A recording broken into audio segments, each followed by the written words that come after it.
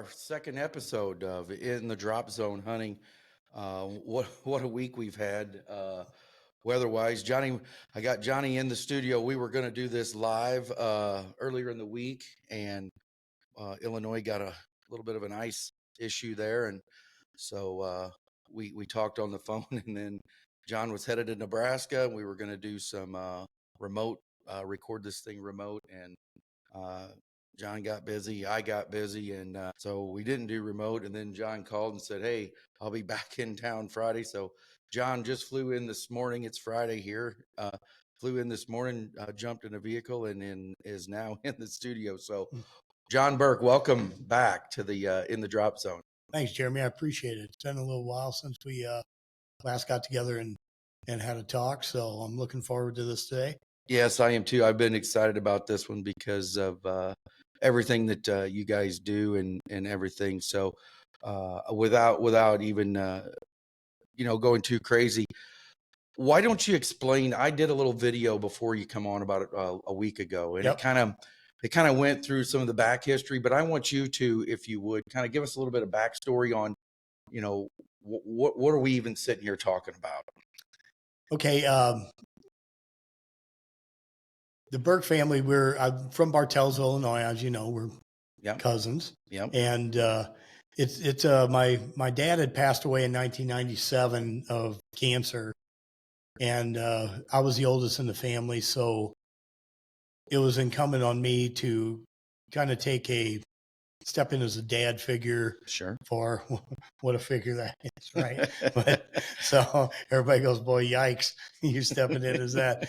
But we had my sister Shannon and my brother Jared. And I have another brother, Chris. Shannon's the secretary of the Jared Burke Foundation. My brother Chris is the vice president, and then Jared, who the foundation's name in. Me and Chris, I was born in 68. He was born in 70. And then when I was 12, Mom came and said, I'm pregnant. We're going to have a baby. So then we had Shannon when I was 12 in 1980, and then Jared in 83 followed up. So I always kid Mom about it, tell her that she waited until Chris and I were babysitting age and had two more. So, but so I was in a role. Them they were young when Dad passed away in 97. So Jared had always been out hunting. We were always outdoorsy. Our whole family's always been into hunting and carrying on and doing the tradition and having that conservation mindset. Sure. That comes along, which is beautiful. I just continue today, but Jared had always been hunting with me, and I had worked with several different organizations previously, and Jared, we went out hunting. It was the 1999 first shotgun season, and we had some ground Buddy Tyson owned down in Pope County, and we had hunted it for several years, and took Jared out there, and we ended up starting out that morning. He had put some shells in his gun and it discharged, and told him that he needed to put it away because that was, and you read a lot of this stuff, Jeremy, the other day. So, but I made a big mistake, and I let him take that gun, and ultimately dropped it out of the deer stand, it discharged, and shot him and killed him, which ensued a 14-hour search because he got lost a little bit and was somewhere else in the woods than where we were supposed to be. So he took his orange off, and so I walked within 50 yards of him, but didn't see him. And it was all the way the next morning when the sheriff came and told me that he was gone. Yeah. That was, that people that have trauma in their life, you always hear about it, but that right there was, I never have lost all of my ability to comprehend or anything, or just lost everything at one time where you feel like you're going to faint. And I did. I fell into the sheriff's arms, and then the reality of having to go back and tell my mom, my sister, and so that was a thing in itself too. Bringing him back there, it wasn't bad enough that Jared was gone. We ended up burying him on Dad's second anniversary of his death. So coming back and telling Mom, I walked in the house. Mom says, oh, you're back already? Where's Jared? Shannon's in there, and my grandma B is in there also. My matriarch, I miss her greatly too. She passed away 3 weeks after Jared, actually. So it was a double whammy on me. But the Mom asked, where's Jared? And I told her, Mom, you better sit down. And Mom's like, no, where's Jared? And I said, Mom, you sit down.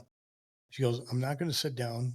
Where is Jared? I said, there was an accident. She goes, well, how is he? I said, he didn't make it, Mom. And Shannon fell on the ground in a ball. Grandma's rocking in a rocking chair. Not Jared, not Jared. I mean, I can see it right now like it was yesterday. It's one of those things in trauma that you just can't ever shake. You just learn how to deal with it and just live your life. It took a long time for me to get over the guilt factor, even though Mom, after just her saying no, no, no, she came walking up to me and she looked at me. She goes, how did you do this? How did you go from there with what happened and come back here holding it till I said, Mom, I can't call you on the phone and tell you something about this. This isn't something I call you on the phone about. Sure. This is real. I mean, it's so real. I wish it wasn't. And it's just one of them dreams that you wish to wake up from.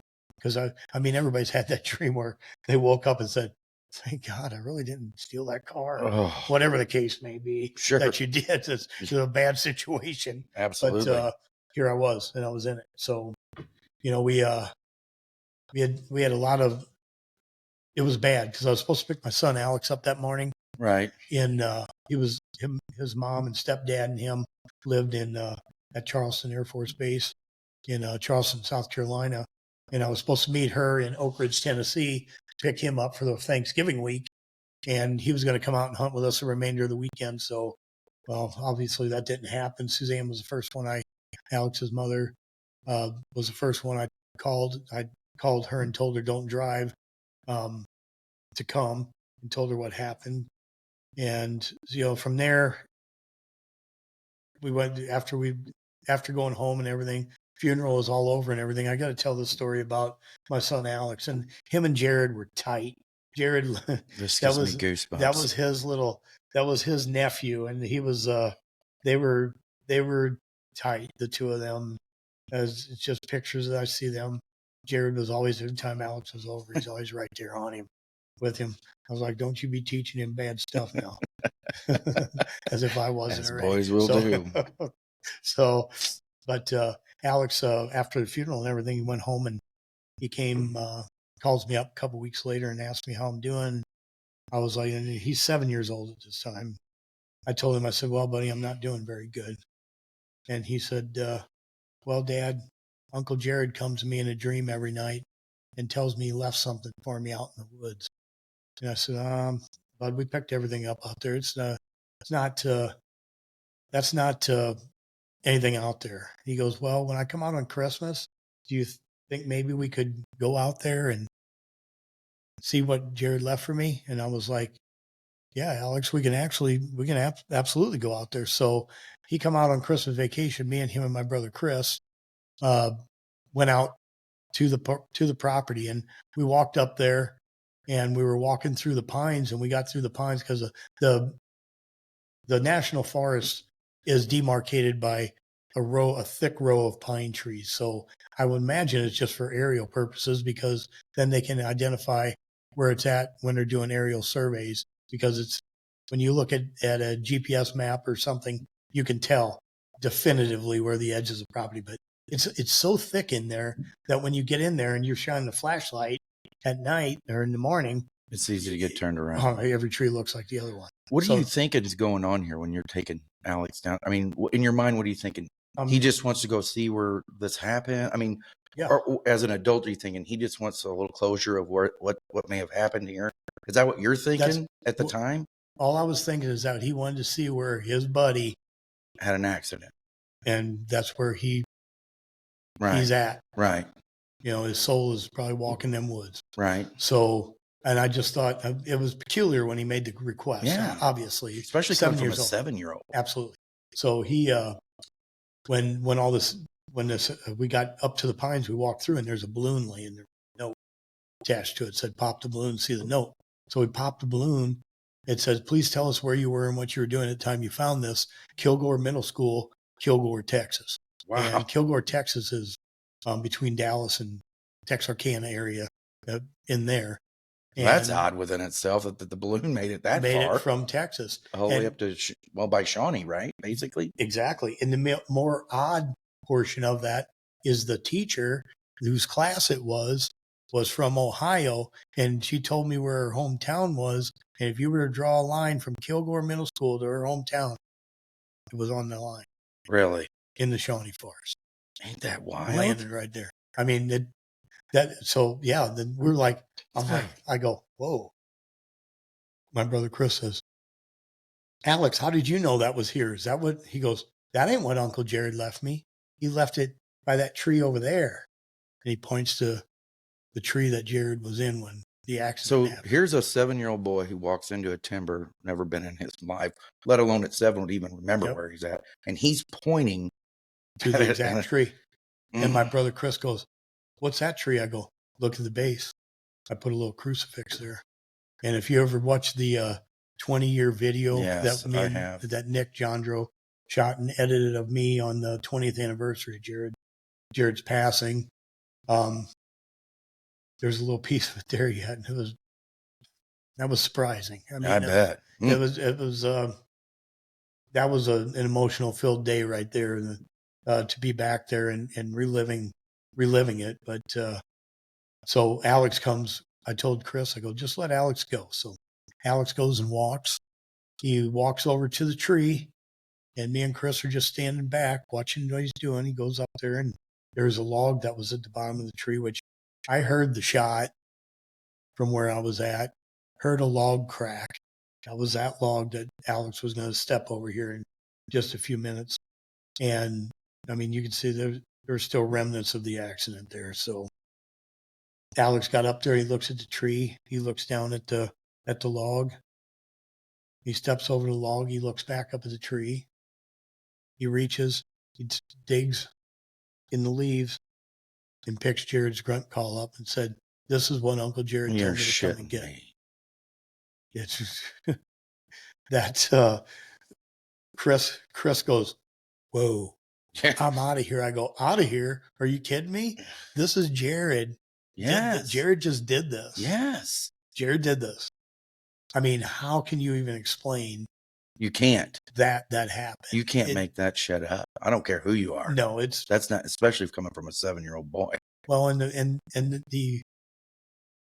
I'll go into some of these stories about things that happen when we go on these Jared Burke Foundation outings that are just not coincidental.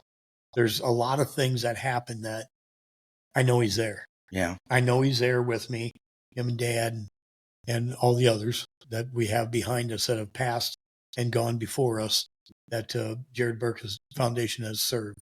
But Alex found that and it blew us away. But we knelt down, we said a prayer, and I said, "Hey, Jared, good one. You got us one more time." Because he was always that Chris Farley type joker, as you know. Yes. You know. So he got us one last time there. But then after that, it was quite a few years. I was working with a bunch of different organizations, and I ended up thinking to myself that when we have these big events and we're sponsoring some national sponsors, there's like 80% of it goes back to them and 20% stays with us as a local chapter. And the local chapter at 20%, it's good and it's great and everything else. Right. And these organizations are fantastic. They're great for the conservation and everything. Sure. But I needed something where I was able to take people out in Jared's name is what I wanted to do it eventually. And so in 2014, I was at a training at our corporate headquarters for the engineering firm I work for. And I called Mark Crakey up and said, "Hey, Mark, I'm going to start a Oregon 501c3 and called the Jared Burke Foundation. Been thinking about it for a while, and it's time that we do it, and I'm going to do it. So we're going to get a 501c stuff started, and we'll get going." That was 10 years ago. Wow. And now the Jared Burke Foundation has been in it for 10 years. And from that time there, what we were doing when we got all the bylaws and everything put together, we wanted to cater to not just everybody, but we wanted to cater towards folks that aren't able to do what they love to do, or by whatever means. First off, disabled. If they've Sure. got some kind of injury, both visible and invisible. Yeah. PTSD is a thing. Yes, it is. And we wanted to help those. Then we wanted to help disadvantaged. Now, disadvantaged might mean somebody that supports someone in their home. We have had a couple individuals that we've taken that have had kids that they require full attention, Right. 24 Special hours. needs children that their Absolutely. lives are just wrapped around that. That's right. And giving them a break from that to go on something with Jared Burke Foundation. So disadvantage is in a sense that, plus maybe they don't have the financial means to be able to do it. They always wanted to do this. Maybe they're fighting cancer. Maybe they're just whatever. There's a whole load of possibilities that could fit into disadvantaged. Sure. And it all goes back to the committee, and the committee looks over every application, and we make decisions on who's going to go to this one. And obviously, people that are sick or terminal, they get pushed first to the front of the line, obviously. But so I started that thing, started it. We got our 501c3 early in 2015, and our first hunt was with Brian Schulte, a hog hunt down at some friends of mine down in Texas, and we ended up going down there with him and having a fantastic time. And it just launched off from there. And since that hunt, 10 years ago, I think it was in April when we took Brian out. He was fighting ALS at the time, and we got him out on that. His son, brother, and nephew, and all of us got down there. My son Alex went along, and we had a great time down there with Brian. And that, from that day, we started just putting it all together. And over the last 10 years, we've probably been on both outings all over the country, because we bear hunt in Maine, we gator hunt in Louisiana, we turkey hunt in Florida, we antelope hunt in Montana, elk and mule deer out in Montana. We hunt at several different ranches, Oak Creek Whitetail Ranch, Illinois Dominant Bucks, High Adventure Ranch, 3 of our faves that we go and actually get to hang out. They're great people, and they just love to help us out with our mission. That's amazing. To help these people get out on the motto is turning outdoor adventures into lifetime memories. And that's what we want to employ with each one of these individuals that we take out, to be able to just forget about what might be going on in their life, if only for a brief moment in time. They get an escape from that, and they get a memory that may help fade the bad memory even just a little.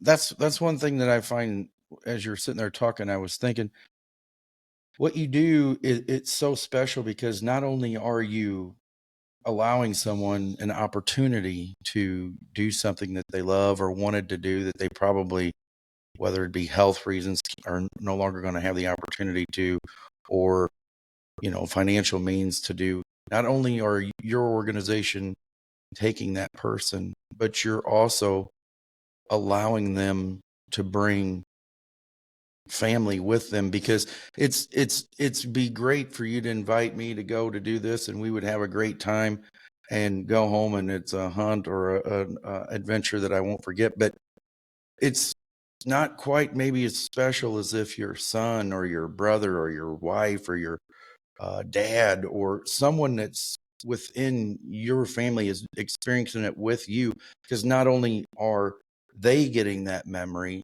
you know, as being the hunter. But if you're taking someone who is, you know, sick or terminal or anything, who you're taking with them is going to get to carry that with them after they're gone.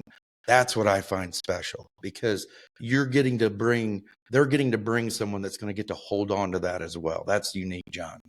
Absolutely. And that's what I've seen, a lot of good stuff over the last 10 years in this, doing this stuff with Jared Burke Foundation. It's just hard to talk about some of them. I mean, one of the ones that always was like I hate to say swan song, but it was a beautiful, and that was Jared and Lisa Emig when we went out to elk hunt with them.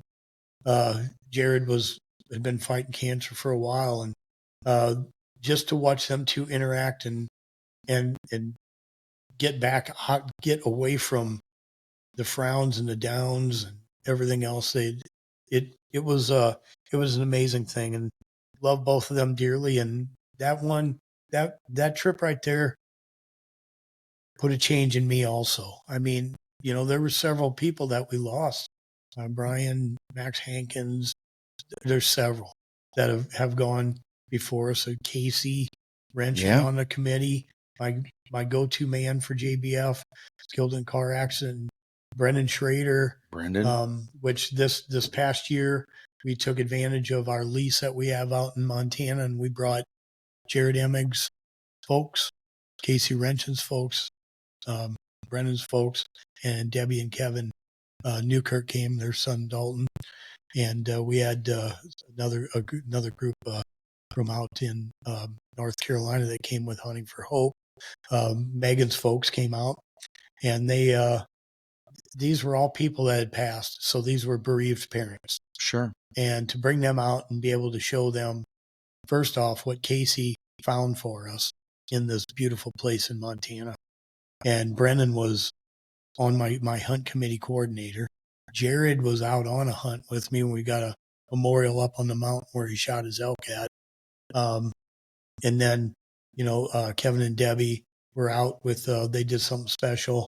Me and Lloyd did something special for them at, after they had left and such. So, but it was the folks that we've taken up there and taken everywhere. I mean, it doesn't matter where we're at or what we're doing. Some of these places are just to get them to forget about things for a little while, and to be able to watch it myself. It's been healing for me. I was going to say, I think some of this, your drive, you know, like watching this unfold for you, I think some of this is a healing process for yourself, whether you even know it or not. I think it is. It is. And I tell people when we go out to Montana, I'm like, look, I go, this place is special. I said, I didn't even know I needed this place as much as I did until I got out there. And Lloyd Johnson and me have become like brothers. He is one hell of a man and just a heart of gold. The first we had Rick Albers out there when I was talking about disadvantage. He's got Dylan that him and Stacy take care of 24/7. His 50th birthday, Stacy asked me about an elk hunt, and I said, yeah, okay. So I put him in on this elk hunt for JBF, and we went out there. While we're on that, let's talk about so people understand when we say out west. Yep. In this place, what are you talking about? Okay. Here?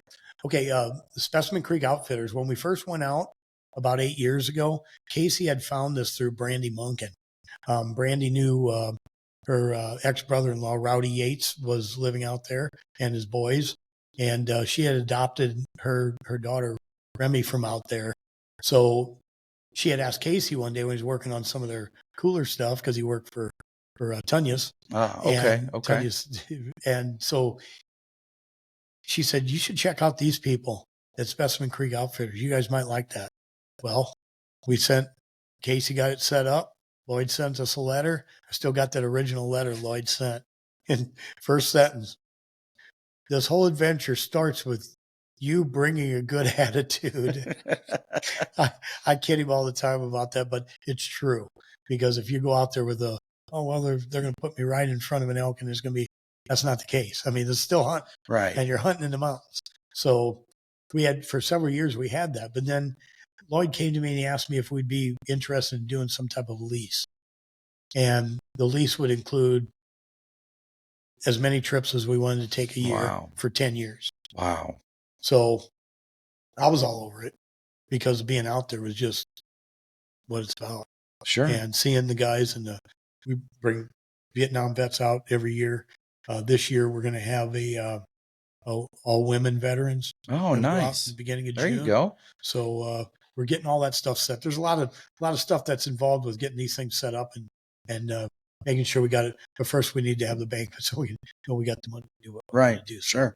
So but Lloyd and I, that first hunt that me and Rick had, we went up on, he goes, John, you want to go for a ride? I said, yeah. So we saddled up the horses, went all the way up the mountains. He took me up this creek all the way up top to this place they used to go to when they were kids. They call it the old trapper's cabin. And me and Lloyd are just hanging out, sitting against a tree, letting the horses rest for a while. I was down on the hillside of the mountain right by the cabin. He says, so what do you all want out of this with the Jared Burke Foundation? He goes, I had no idea who you guys were. He goes, but now I'm seeing what you're doing, and what you're doing is what I want my life to be. And he goes, so what do you want? What do you want? I said, I just want to be able to come to a place like this that's close to heaven in my mind and be able to bring others that need it. That's what I want. So started the relationship between me and him. And then 2 years ago, we ended up getting into a 10-year lease with him. And now we're bringing, it's not only just for hunting, it's for your soul, basically. It's a retreat. It's a place to go leave everything behind. Yeah. And, and the people I talk to that go there, we got a thing we started about 3 years ago called the Healing Wall. And it's down by these two cabins. He's got about maybe an eighth of a mile away from his place, set back along the creek, North Fork of Bear Creek. And we stay out there. A lot of us guys that are out just to help and stuff, we go out there because it's more primitive, and we let everybody else stay in the electrified areas where Bob Petermeyer and the Vietnam vets that took out the first ride because one of the guys couldn't elk hunt. They went out with us, and Bob Petermeyer, God bless him, rest his soul. But I showed him the cabins, the primitive cabins first, and it was like negative outside. Had that look in his face. They're just all looking at me like, we're in our 70s, right? What are you getting us into, John? So then I brought him up to the tack room above the lodge above the tack room. And I go, yep. I go, there's a bathroom, shower, sink, kitchen, TV with dish, and wood burner and heater over there. Bob goes, well, John, I think we're going to stay here. It's like, so I don't blame you, Bob. So, but that place out there, we've got the Wall of Healing, we call it. Me and Lloyd, last September, I wasn't able to get out with the bereaved couples and the Vietnam vets this year because my father-in-law was passing away of mesothelioma. And we lost him July 21st. Oh, sorry to hear that. Gina's dad. And so that, and then her sister passed away 3 weeks later of glioblastoma. So we had a 1-2 punch this year in July and August. So, I mean, it's stuff that hits every family, and it just keeps, it pounds you. And it never goes, seems like it just never goes away. Right. It's when Jared and everything happened like that, it got to a point where I seen a shirt that said, God only gives you what you can handle. Apparently he thinks I'm a badass. I was like, man, I need that shirt right there. That's it. That's the one. But back to with respect to Lloyd and them, I wasn't able to go out. So I had a flight, and me and Lloyd were trying to get to, there's a place called the OTO Ranch, and it was the first dude ranch in Montana, like circa 1910, 11. Oh my gosh. Actually the mantle in the original cabin, still the original dining facility and hall and all that's right there. And the original cabins. There's like 10 cabins that surround this. So it's an excellent place for us to utilize along with the lease and we went and met with the National Forest Service. National Forest Service is willing to let us do this. So that's another thing. We can talk a little bit more about that later, but so that's another opportunity for us to help people out there. And Lloyd's been at the forefront of getting all this together and running down all this stuff. And that's what the whole premise behind what we're doing out in Montana is. It's a good thing. That healing wall is good. The guys go into the creek, they pick out a rock and they bring it out and they put it on the wall, and it symbolizes somebody they may have lost, like the Vietnam vets, Sure. or something that is in their heart that they want to leave, and Nice. let the mountain deal with it. Wow. So let the mountain envelop it and hold it for them, so they don't have to do that. Gives me goosebumps. Well, just this year we had Alex Prock out there. He was with Josh Melton when he got killed in Afghanistan, and Alex was out hunting with us, and we brought him out to the wall and told him what it was about, and to go ahead and pick yourself a rock. He went out and he picked a rock, and when he brought it back, this rock had a big chunk taken out of it, and it was battered, looked like it had been rolled around in the creek for who knows how long, eons, but it was broke up. And he brought it up to Lloyd and he handed it to him. He goes, "Lloyd, this is my rock. It's just like me. Battered, broken, and pieces missing." I just looked at him. I was like, ooh. I mean, you can't not shed a tear when you hear that. And then he handed it to Lloyd to put in there, and Lloyd was just like shaking his head like, man. And then Alex, I seen him take his bracelet that he had the names of the 4 guys he lost while on deployments. He started taking off. I go, no. He goes, yes. And he took it off his hand. I go, yeah, just give it to Lloyd. And then he gave it to Lloyd.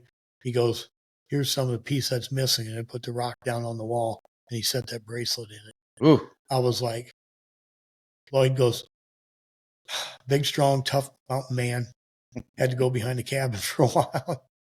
But it was one of those things. I mean, when we were putting the wall together, I came out and I walked around the corner of the vehicle and I looked at it, and it reminded me of everybody that I had there around that campfire that told me some kind of story that a lot of these Vietnam vets I've known my whole life, and they're telling me stories that I had no idea. Wow. And but all that is there. They've left it there. It's powerful. Very. That's awesome. And so, this past year with, I was talking about coincidences and everything. Casey's mom, after they got back, I ran into her and Mark, Brenda and Mark, coming out of Millside. She comes up, she goes, "Johnny, you told me that Casey would come to me out there." I said, "Yeah." She goes, "Well, that picture of Diane, Debbie, me, and Margie and all of us standing out there with our arms around each other?" I said, "Yeah." She goes, "Do you know what happened?" I go, "No." I said, that picture was powerful. When I saw that picture, I was like, oh my, that is powerful. They're overlooking the Yellowstone River down the valley, and they're just being there. Right. And she said, 4 white butterflies flew up out of the weeds up to us while we were standing there. I'm like, she goes, I told him, I said, "Johnny said Casey would come to me. Well, here he is." I was like, so you think a lot of times that's all coincidence stuff, but if you can believe in the signs that you see and that God brings you when you are hurting, they're helpful. 100%. So I encourage everybody to always look for the signs, cardinal, whatever the case may be. Keep your eyes open. Right. Absolutely. It's just something I sit here and I'm listening to you talk, and hunting in Louisiana and deer hunting other places in Maine and Wyoming, Montana. All these trips, it seems like you somehow impact people in those areas from them. And it's obviously that it's a good thing, your impact on them, because it sounds like everywhere you go as a norm, you create some kind of a relationship with these people, outfitters or whatever it may be that you're going to take your people to, and Yep. you end up having these after, back to the same, you create these relationships with them, and they want you back. They want you to bring your people back to them. Absolutely. That's a special thing. Absolutely. It's obviously that people who don't know you or your foundation, they see the good in it, or they wouldn't be having you back, or wouldn't be wanting to, Lloyd going out of his way to try to make something. I mean, obviously they're seeing the greatness in this, because they would just one and done and move on. Right. So that's special, John. So it is. And like I'll give a shout out to the guys that are constant with us all the time. And that's starting up in Maine, is Big Machias Lake Outfitters up there. Great people, Jeff and Corey Lavway, and Dana and the guys over at Hughesbrook Lodge. His family, awesome food, everything. Awesome. We have a good time up there, bringing up there bear hunting. Down in Louisiana, we got Micah Mesh and BJ Roberts of Swamp Masters airboat services down there, and everybody at Atchafalaya Basin Lounge, Tucker and Christine and all the folks over there for when down gator hunting. They're just big hearts, big. Give, and then we've got John Whitehead letting us turkey hunt over in Florida. We got Lloyd up in Montana. We also have Chad and Doug Weiberg, who have taken the Vietnam vets out, and they've also took Colt Rotterman out and killed an antelope out there with him. Like I said, High Adventure Ranch, Oak Creek Whitetails, and Illinois Dominant Bucks. And we've had some experiences out in New Mexico with an outfitter out there we just had one hunt out there, Sean Abernathy. Yeah. As you know, you were the one that nominated him. Yeah. So he went on that one there. I'm hoping that helped out him and his family also, and being able to do that. That was a good surprise when we had this. That was funny. Sitting on the railroad tracks. That was amazing. So, but yeah, those guys there. I know I'm going to, just in the moment, I'm going to forget somebody, but everybody that's ever done anything for us and continue to do things for us. Oh, yeah, Cayuse Hills Outfitters, Wes and Lydia Sargent. Lydia is Lloyd's daughter, and we get out there, and we just had Mick Alberts was out there this year. He killed an elk and a muley, and as many people know, Mick is wheelchair bound, so we can do it over there.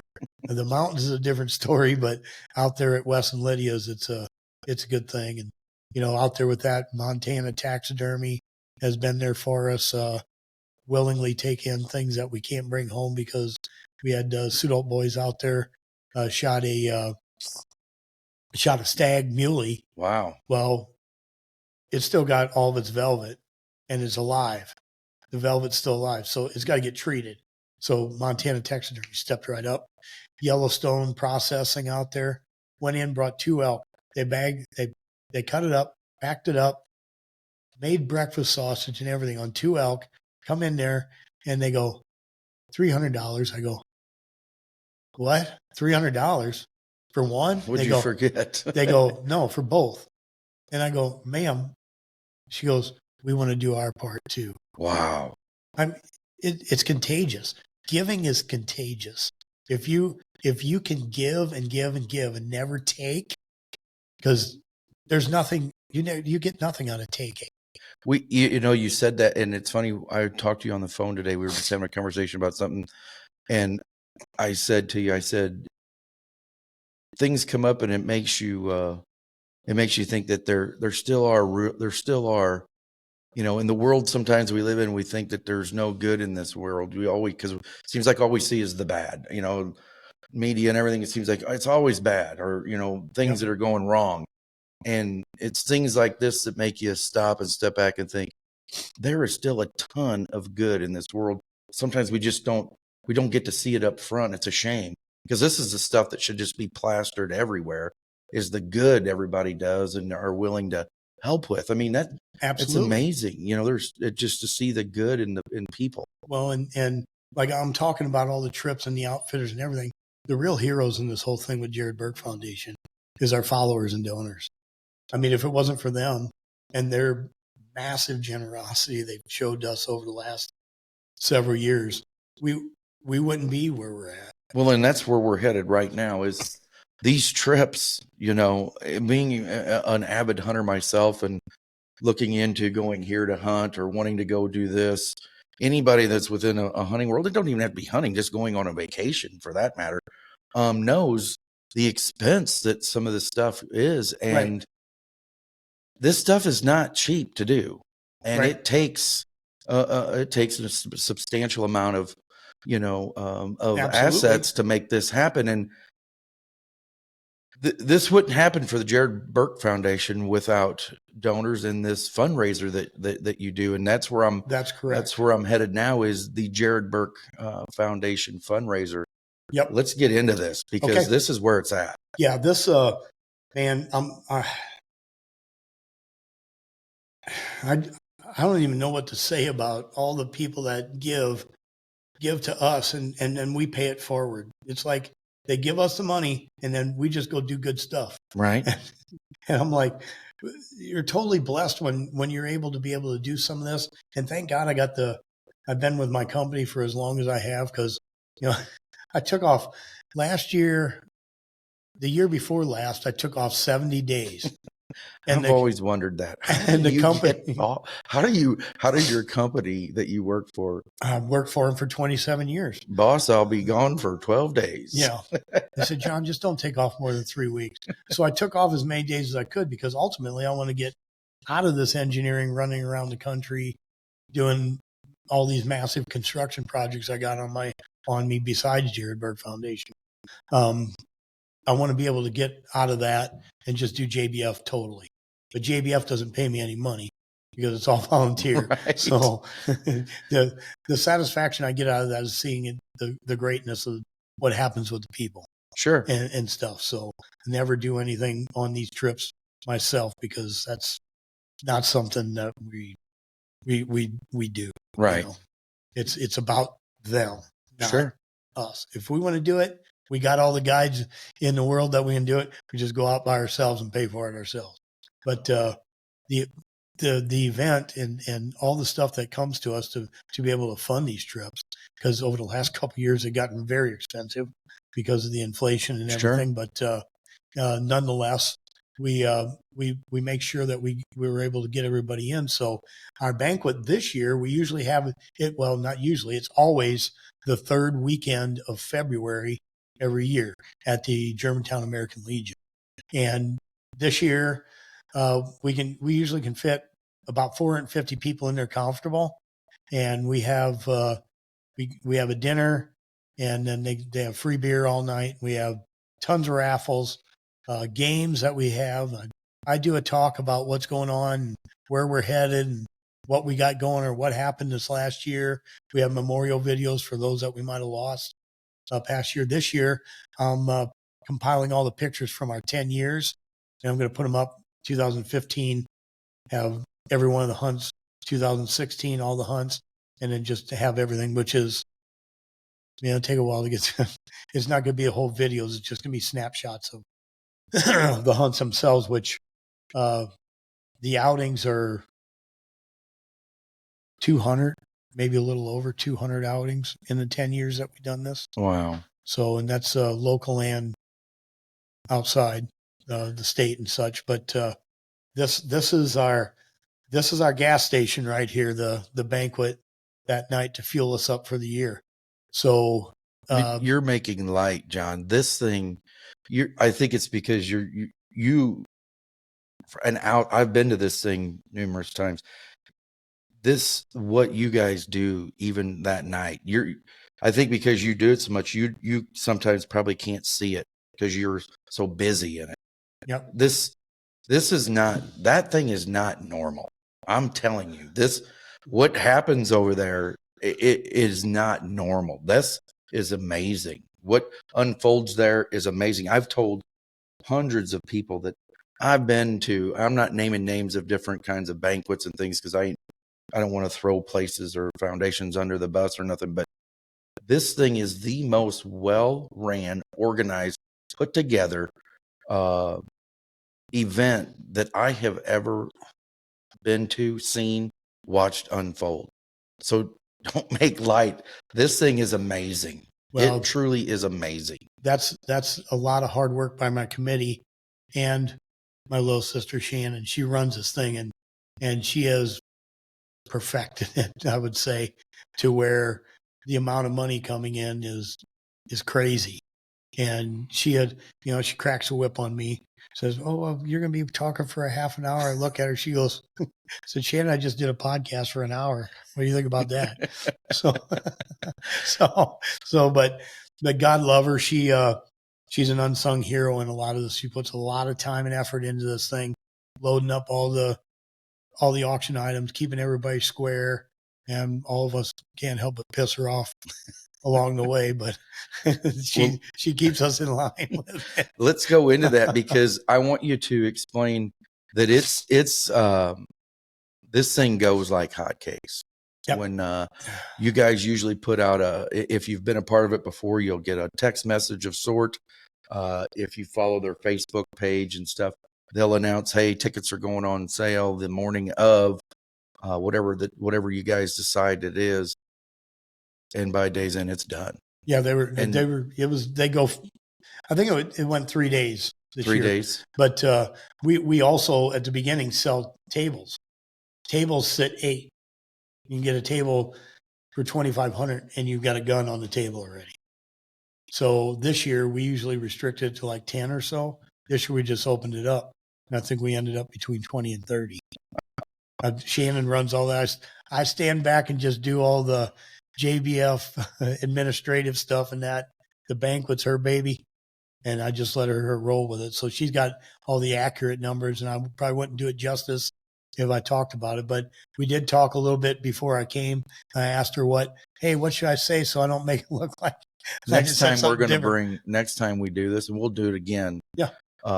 We'll get some more of the committee involved too, because and we will at some time. I'm going to have you go through all of them and talk about them here. But there is so much stuff that's there. I don't even know if you're going to be able to get through all of it, but lots of different kinds of guns. You kind of go through it. So what we do is for every so many sponsors at $250 plus these platinum sponsors, you can be a platinum sponsor at 15. We have no tickets left for the banquet. So if you're listening to this and think you can get in, it's sold out. But we do still have non-attendee sponsor packages.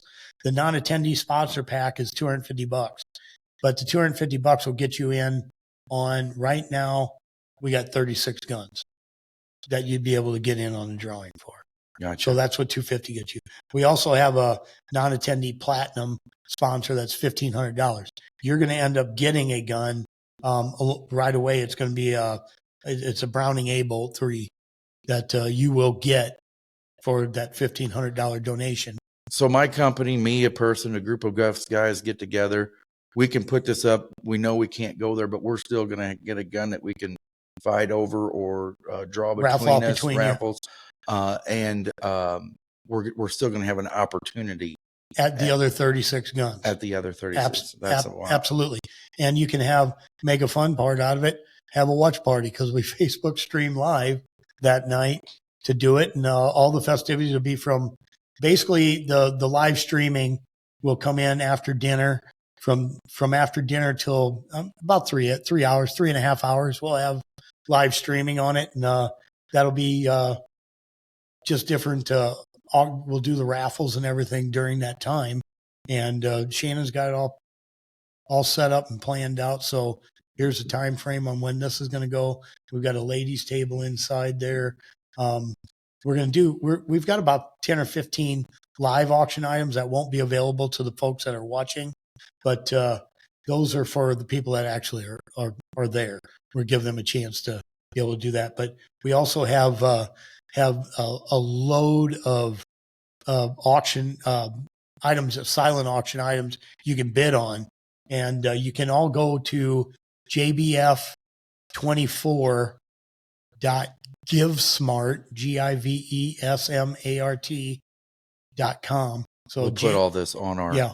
We'll put all this on our platforms, Yep. Facebook and all that, so they can clickable link. I'll pull it from you. Yep. And which I'm glad you brought that up. I was hoping you were going to say that because there was a couple years that I couldn't go. We were out of town the weekend of the event, and you can go along live. Right. If you're bidding on things, you can bid on them live, sitting at home, and still have the opportunity at some of the items that you guys have. And the neat thing about some of these items are the uniqueness of what they are from some of these people that you've created, once again, relationships with. Absolutely. And the neat, just intricate artistic creations that these people come up with that are just for this banquet.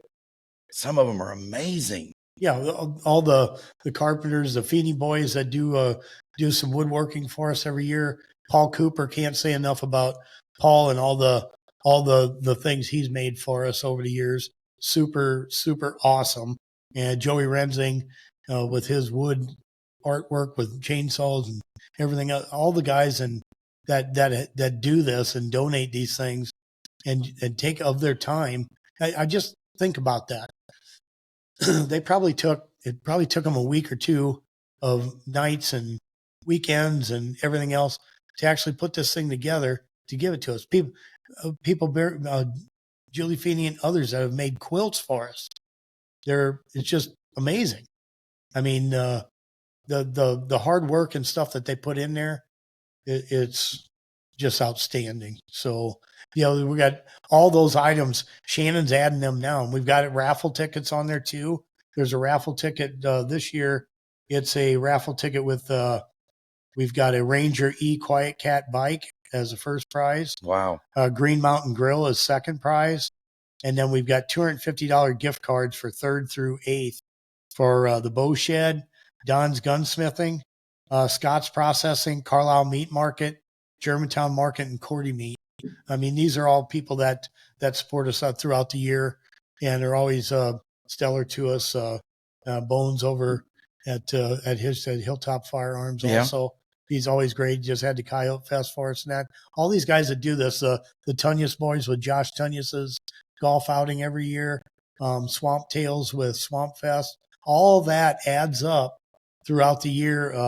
Earl Sandel and Doug Murphy did do a fun run on their side-by-sides and that every year. Every little bit of this comes in and helps us when they're doing it. Applebee's put on a fundraiser for us this year that we donated to Whispering Pines.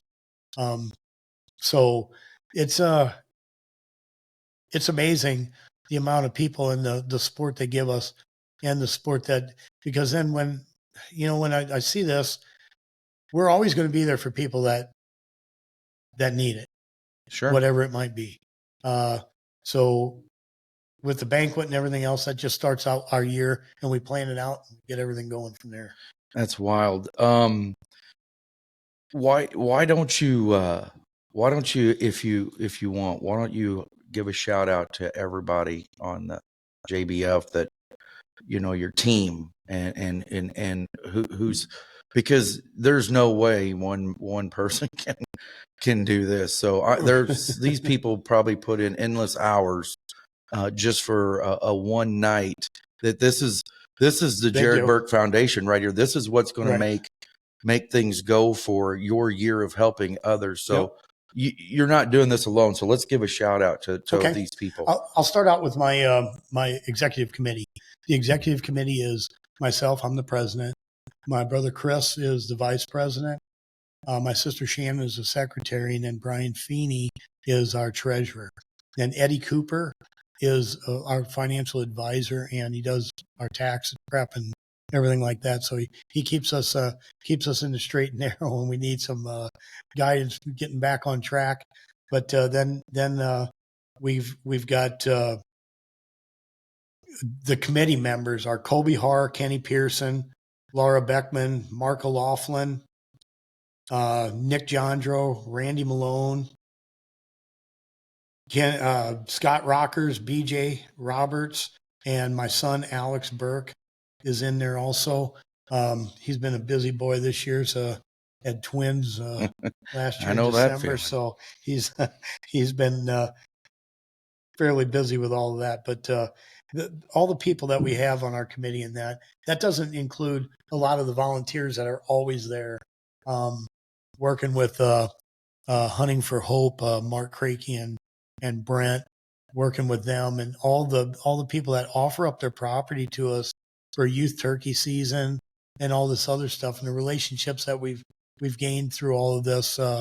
It's phenomenal. I mean, these guys on the committee, they make the wheels continue to roll, because we always, we'll put out something. Somebody's got an idea, we put it out there, we vote. Yeah. And then we make it a part of the meeting minutes at the next meeting, because there's some things that need to happen in between our Sure. monthly meetings. We meet once a month, on the third Monday of every month. And, we get everybody together. You make it. If you can't, you can't. I mean, that's just, that's where it's at. So, we've got some things coming up. We're going to get ready to plan this year. I've been starting to I got some turkey hunts and everything all set up, obviously, because you got to get tags in. But this year we're going to have four veteran hunters, and then we're also going to have two Clinton County deputies going to be going up with us up north to turkey hunt up at Torrenson Lodge, which is an affiliation with the Illinois Department of Natural Resources. So still working on. I've got all the veterans done, but we're still working on the others on where we're going to take there. We've got London campers going to go down to Florida with us and turkey hunt down there. So that's what started for now. We've got veterans fly fishing thing that we started last year. Wow. Shout out to Jerry Volkamp and Joe Rensing. We had a couple vets out to Bennett Springs, and we're starting to dive into that one. Getting these guys from John Schmink over at the VA at Jefferson Barracks, and also we're going to start working more with the VA in Columbia, Missouri, and also down in Marion, to get some more people that could use a little bit and get them on some of these bigger outings, where we can group them together. Because I found that getting the veterans all together to do that is where it's at, because the camaraderie is just it's fun. That's it's awesome. A lot of fun. Razzing somebody in the inevitably everybody hammers on the Air Force guys, but that's the way it goes, right? Until you need some air support, and then it's not so funny. But so anyway, but the year's getting planned out, so we got a lot of good things coming up there. We also have we're going to be working on the OTO ranch on the side, just volunteers going out and helping and the National Forest Service will let us use that place. And that'll be a continuing thing. It's not going to be a massive right now thing, but we'll get to use it here. And this year we'll be able to use it to actually go out and maybe have a barbecue and stuff out there like that. There's some other exciting news. The IDNR, I'm working with them to actually recreate a video of the accident Jared had. And we're going to recreate it so we can play it at all of the hunter safety courses. That's huge in the state. And me and a video producer are going to be talking here in the next week. We were trying to get together last week, but Steve Ettinger and the folks over at Illinois Conservation Foundation, it's been a great working relationship with them.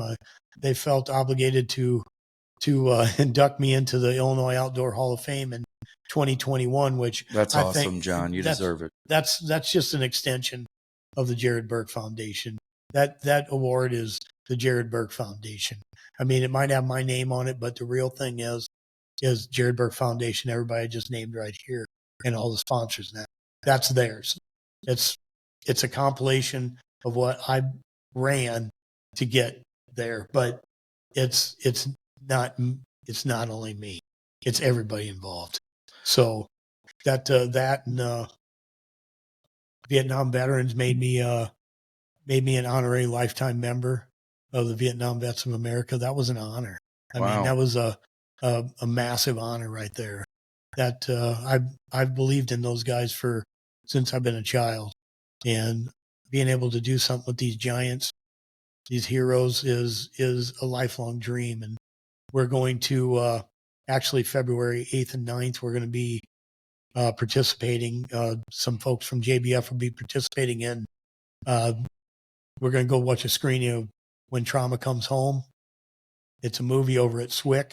And then and I would encourage anybody that's got some trauma to go come and take a look at our website. I put a thing up there, or on our Facebook page, put a thing up there. If you've got some trauma and you've had in your life, and you want to try to help identify where you're at with common trauma people, you should do this. And then they've got another trauma class, if you will, to teach about what trauma is and what PTSD is. And that's only helps all of us understand the magnitude of what some of these guys went through and why they can't forget. I can't imagine. So, yeah, I know myself, I'm taking the class, and then several others from JBF will probably be there also. So it'll be, we got that. And then we'll just get into Lady Veterans beginning of June, and Vietnam Vets beginning of June. And we'll see where we go from there. After we have the banquet, we'll find out what amount of stuff we can do. We'll probably be on a bear trip and a gator trip, and then out in Montana for elk and mule deer again next year. But in between, we've got other things that we can go do, some fishing outings and some other places that we can go down, Louisiana, Florida. There's different options that are out there right now, and just trying to compile them all right now, just to put it in front of the board to see where we're going to go. You know, I really do encourage everyone.